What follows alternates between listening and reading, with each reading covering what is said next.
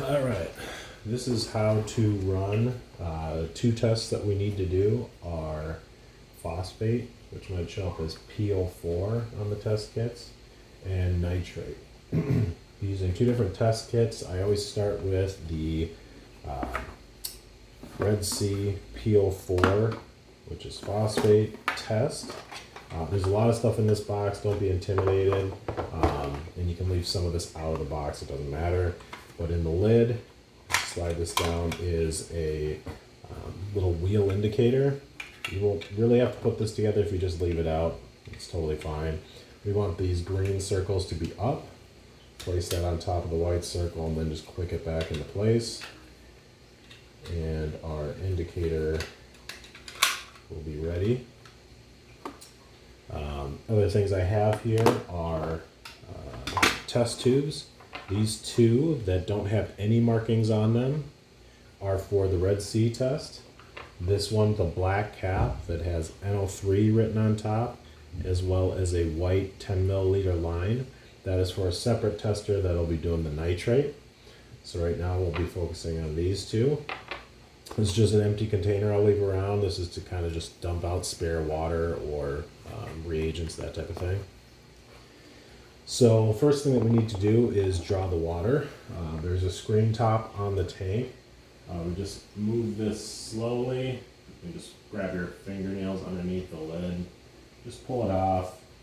Set it sideways on its side, leaning up against something, as long as you don't put your foot through it. Obviously there's no issues there. The fish can freak out if you move too suddenly while the top is off. I've had one of them jump out, so just be relatively careful. The fish does jump out and you can find it. Shouldn't happen, but just take a piece of paper towel, slide it under the fish, scoop them up, and then back into the tank.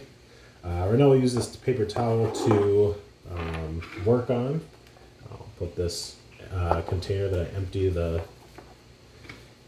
waste out up above here, and I'll put the test kit here. So I'll have a small container, and for this you just drop some of the water. You can fill it, shouldn't really matter how much you do, but I always rinse it out pretty good. You'll get dried up salt and who knows what residue from previous tests. So just get yourself, you can fill it up to the line. You won't need that much, but anything left over you can generally dump back in there, as long as you don't get any like reagents or anything mixed up in it. I'll have a 10 milliliter pipette next to the tank. So for this will have, obviously residue from the previous water. So I squeeze it all the way down as hard as I can, draw it up to fill it, and then it might splash around a little bit, but just in front of the paper towel, I kind of just move it around a little bit, try and get some of that old residue off. Then I will also use this to put about maybe 3 milliliters in each container, and I just kind of go around the edge a little bit. Don't have to fill it too high, but I just do this for each of the 3 glass vials that I'll ultimately be using. Again, we're only focusing on PO4 right now, but since I've drawn up some of the water to rinse out all the equipment, I'll do this one too. And just leave that off to the side. From there, kind of swash it around a little bit, and then I dump it into my just wastewater container here. This black one that I'll leave out. Make sure it's kind of out pretty good. Tap it a few times when you do it, and just kind of tap it against the paper towel to get whatever's left, because you'll want to measure a very specific amount of water. So for this test kit, we need to draw in 17 milliliters for each of the vials, and there's instructions that come in these. Looks the same for the Phosphate Pro test kit. The instructions are the very last page. They'll say exactly what I'm going through on this video. Just double check that the video is still recording. All right, we're still good. So I'll draw up at first 10 milliliters here. To measure it, you want the meniscus, which is the bottom part of the little oval, to just touch the 10 milliliter line. Hopefully you can see that. And that's how you measure it, from the bottom of the meniscus. You probably know that. I know you did some pharmacy stuff. Then another 7 milliliters. This is only marked for 6, 8, 10, so you just have to look at the midline to get another 7 or so. And it won't kill you if you're not exact. I try to be as exact as I can just to make sure that the test is relatively consistent from time to time. But so the first one that you draw 17 milliliters in, you don't do anything with it other than put it on the outside ring of the test. So it's just 17 milliliters of tank water. Then the next one, we'll put another 17 milliliters into this other vial. Got a little air bubble here, so wait for that to kind of pop so we can get an accurate measurement. There we go. It's 10 milliliters. Yeah, you kind of have to squeeze this ball pretty good to get a full 10 milliliters into the pipette. And then we'll do 7 here. So I've got 17 milliliters total. And then there are only 2 reagents that you need to add to this. The other piece of equipment that you'll need is the cap, and you'll only need 1 cap for this Red Sea test because the other one just sits into the other ring here. But the reagents that we'll be using, they'll both say PO4. One will be A and one will be B. That's the sequence in which you add them. There's also a little cheat sheet here if you want a quick reference guide that tells you the specific steps of the test too. So you can have that or the full instructions or this video. So for the PO4, you'll do 13 drops from this. And give it a little kind of a spinning swish. Don't shake it because sometimes you'll get residue around the edge and then it's hard to tell what is an actual drop and what was just around the edge. To do a drop, you want to turn it like completely vertical and then squeeze gently, and I just count them as they hit the water. 1, 2, 3, 4, 5, 6, 7, 8, 9, 10, 11, 12, 13. Immediately when the 13th one drops, I don't let off on the bottle. And I put the cap on because I spill these things and it's annoying. But then from there, you put the cap on the tube. These will be little white caps. And you just give it a kind of a little shake, kind of a swirl for 10 seconds.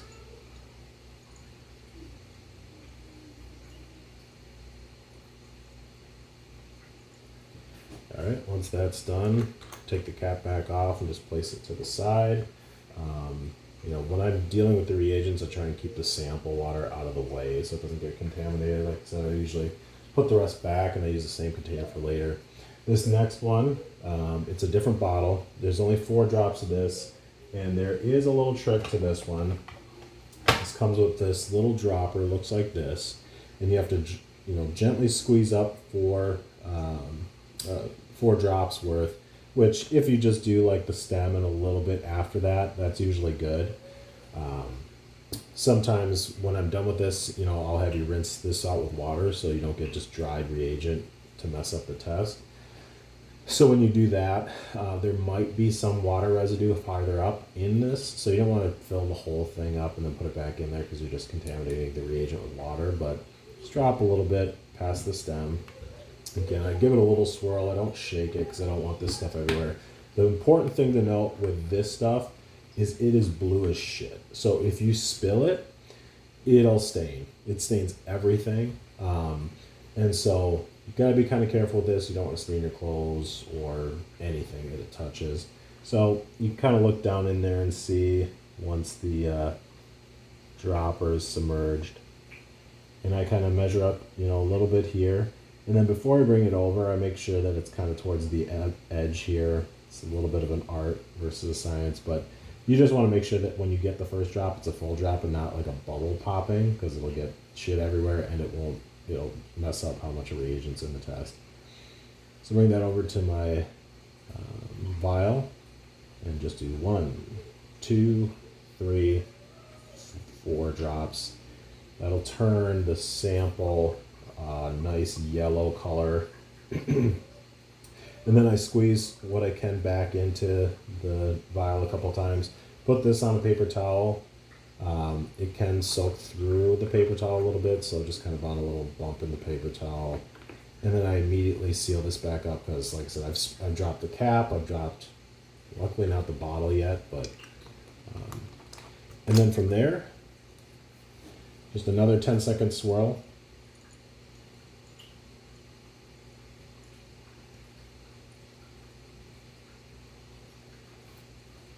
Once that's swirled for 10 seconds, all you have to do at this point is put the yellow test sample into the middle of the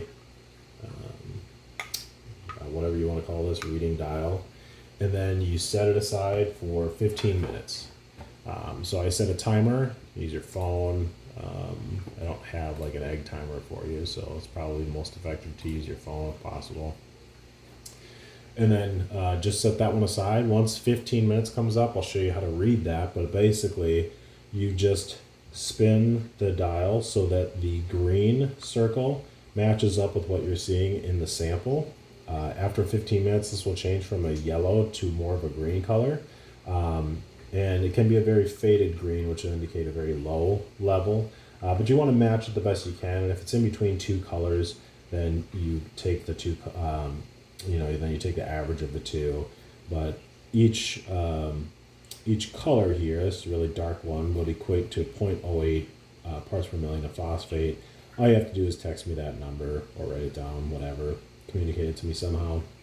And then I can determine if I need to adjust any of my dosing. But you can do it under regular light in this room. I think the light in the bathroom is a little bit more cool blue, so it gives a better reading. But once the 15-minute timer is up, that's when you would take your reading of this one and line up the color in this file to match the color that's in this file, and write down the number. So we'll set that aside for the 15 minutes. The one thing I do here is I'll take another container that I'll have laid out here, and I try and keep these consistent between which one I'm drawing the sample from and which one I am doing this process with. But this is just to wash out that little dropper.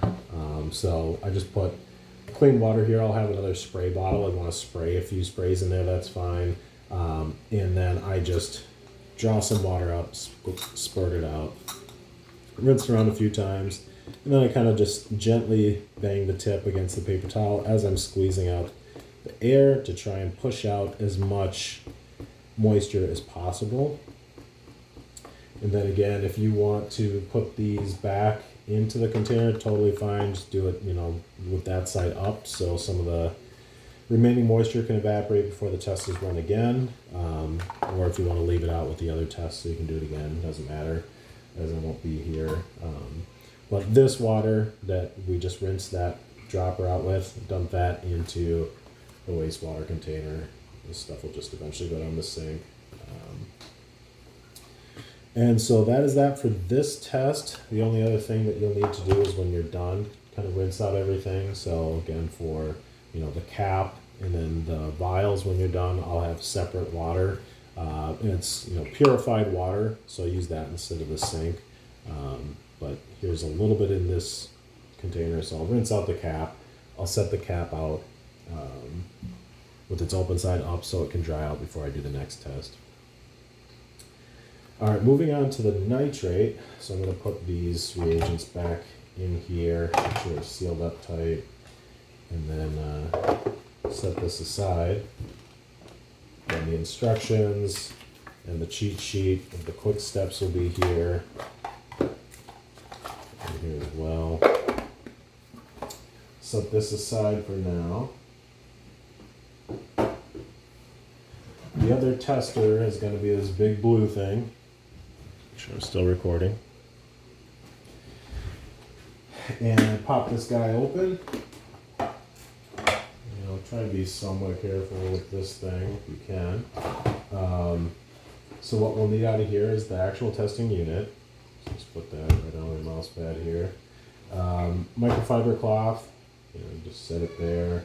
And then we will need one packet of this marine nitrate high range reagent. It's HI 782. It's generally going to be right in this pocket of this big tester. I could also leave out a stack, either way, but it'll tell you. And the one nice thing about this tester is it also, the instructions are in this booklet, but this one will actually walk you step by step through what you need to do. So those are some of the equipment that we'll need. I also, instead of like manually shaking this one, I use a magnetic stir. So this white thing is the magnetic stir. It's just a power button.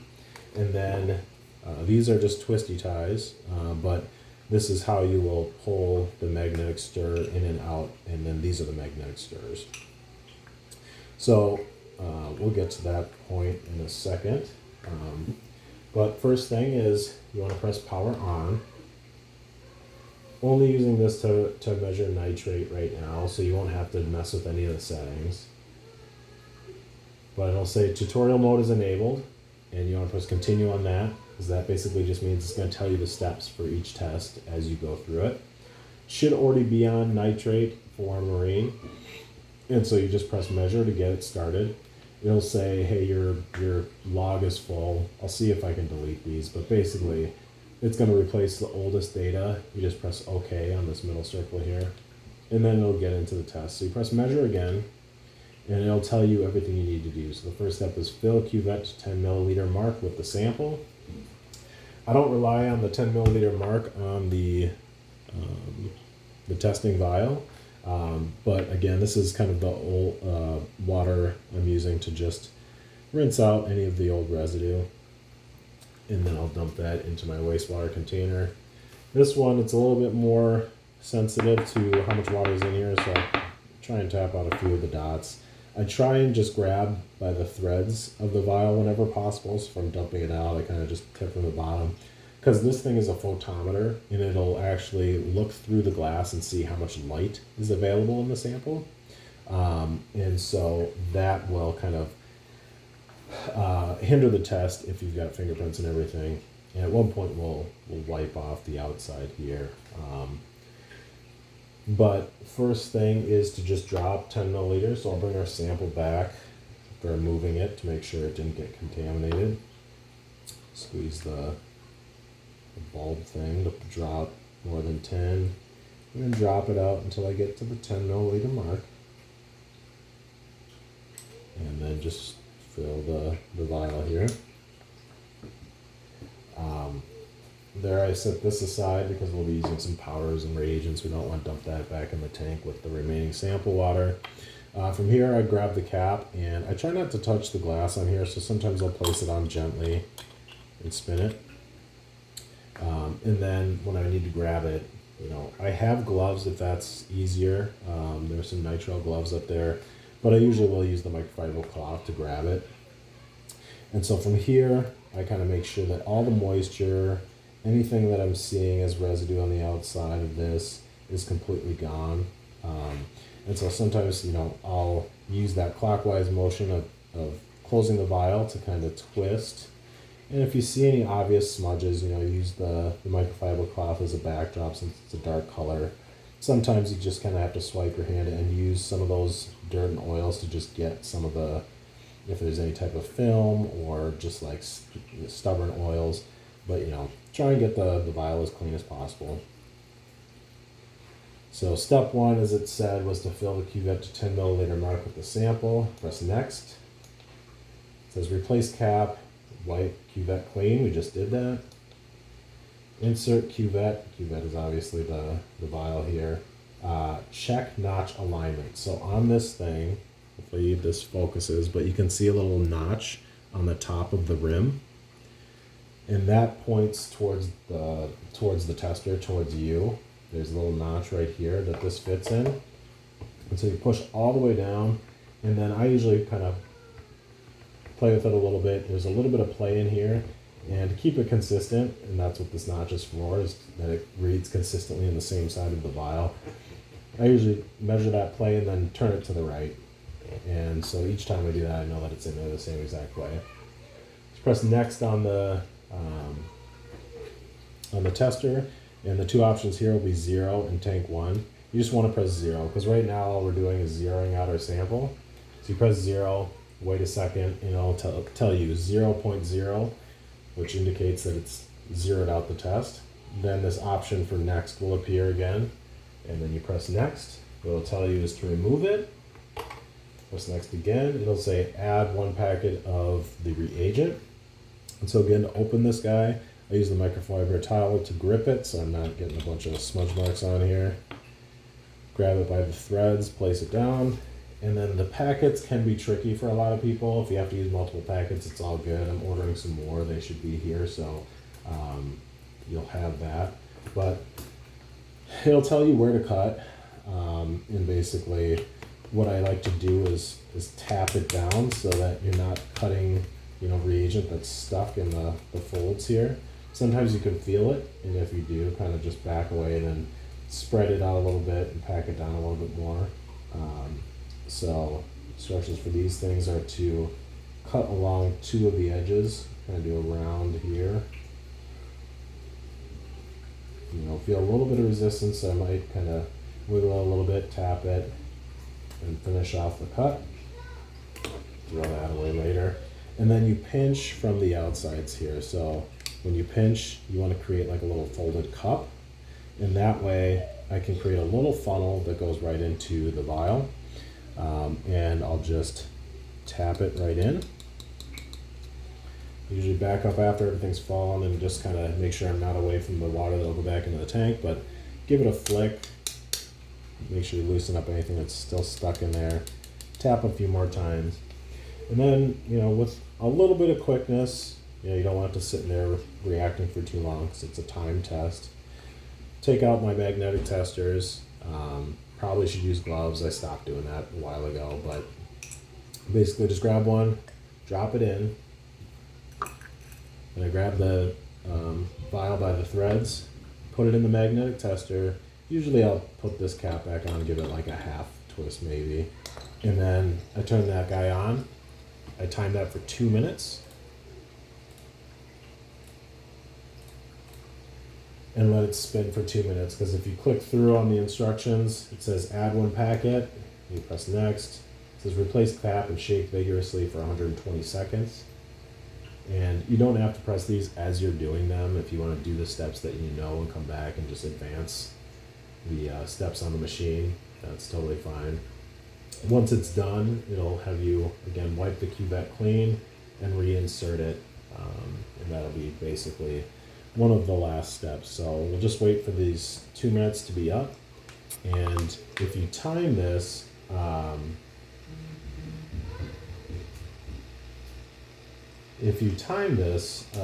you will probably, once you get going, you'll either be able to finish your other phosphate test while this is running, or you'll be able to have both of them finish at the same time. For purposes of not having to edit the video, I'm just going to let this spin for the next 50 seconds and keep recording. Feel free to advance it. This has a micro USB charge, so if for any reason it runs out of power, I'll make sure it's charged before I go.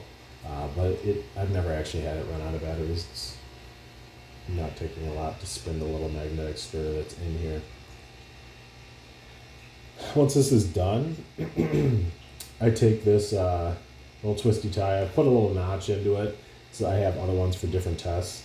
You can try to use this one. If not, it's not really a big deal. We got them mixed up. Well, we'll take the cuvette, we'll stop it from spinning, we'll unscrew the cap, and then we'll just dip this in gently and right back out to pick up the magnetic stir. It'll touch this. Now, the main thing here is that you can't do it when it's on the spinner, because it will, timer's up here.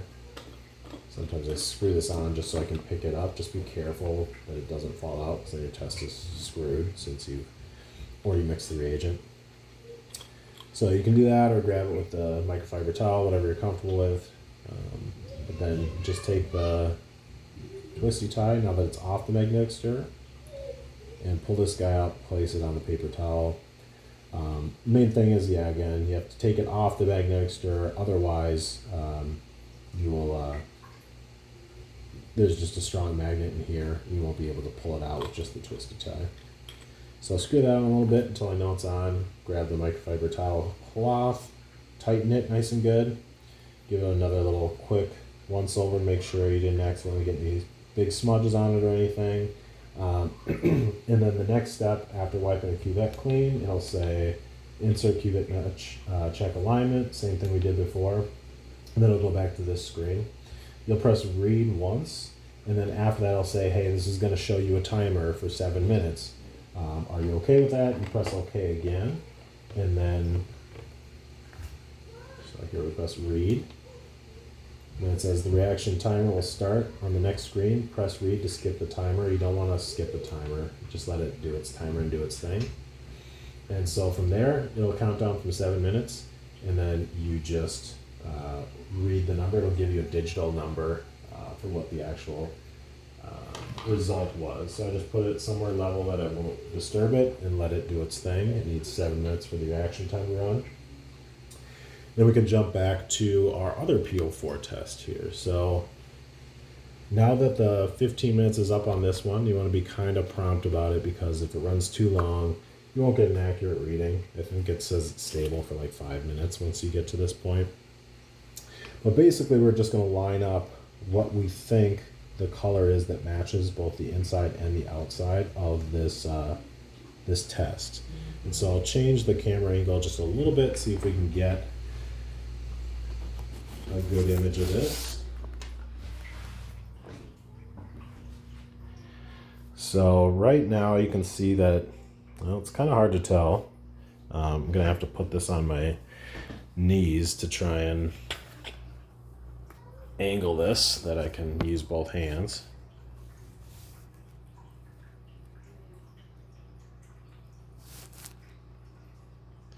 All right, you get a big hairy knee. All right, kind of got it out of the way. So basically you can spin this, and you just have to be gentle, you don't splash everything everywhere. And we could go to 0, and you'll see that this outer vial that doesn't have any testing reagents in it is white, and this one is darker. So we know that there's some phosphate present. So we're gonna spin it until the colors match. So here's 0.01. Again, getting a little bit of glare, but you can tell that this test tube is still darker. So we'll go to 0.02. And I'd say we're getting pretty close. Again, this is going to be much easier to your eye than it is with all the glare that we're dealing with here. But I always go until I know it's like, hey, it's darker than this and it's lighter than this. I would say at best, this is probably 0.04. If I'm looking at it outside of the camera, I can see that it's probably just a hair under 0.04. And so, you know, you might write down 0.04, you could say 0.04 just under. But that's where the colors are matching the most closely. If I go back to 0.02, and sometimes I'll flip back and forth just to be sure I can confirm. This one in this example looks way lighter. So it's definitely higher than 0.04. It is about equal or a little bit less than, it's higher than 0.02. It's definitely less than, definitely higher than 0.02. It's at 0.04 or less for this one. And so then that one, once you log the results or text them to me, whatever, you're done with that test. The only thing you have to do is get this back up again, is to pull the vials out, dump them. You can use the wastewater or you can go to the bathroom sink. Either way, eventually you'll want to dump this in the bathroom sink. And then what I do with these is I'll just add some water here. In fact, I might need to fill this up real quick. This is not a scripted part, but I'm just going to add some more of this water. Again, this is purified water from my filtration system, so it's not even, it's more pure than the tap water that is used from the same system. This goes through a deionization process, so it's completely pure. When you do this, I'll have picked up a spray bottle. The top for this just stopped working. So sometimes I use a spray bottle for this. Sometimes I just pour the water, whatever works for you. So just, you know, fill it a little bit, rinse it out. I got it all over my hand. Sometimes I just fill it to the top. I just do that twice. And then I'll have, you know, few paper towels laid out, or however you want to do it. If you want to grab some paper towels, the paper towels are on a roll right here. I'll just lay this kind of on its side, tilt it a little bit downwards. Maybe tap out a little bit of the extra water, but if you're only coming every couple days here, should be plenty dry when you come back. But we do the same for this vial, and obviously we do the cap as well, as I showed you before. So when these two vials have been rinsed and the cap, you just set them on a paper towel off to the side to dry. Right now I'm just going to use the one that I have everything else on. And that test is done. If you want to just place this to the side, because you'll know you need that every time, and the vials to the side, you'll know that you'll need that every time. The only thing you'll have to pull out of the actual testing box is those two reagents in the dropper, and that's the phosphate test in a nutshell.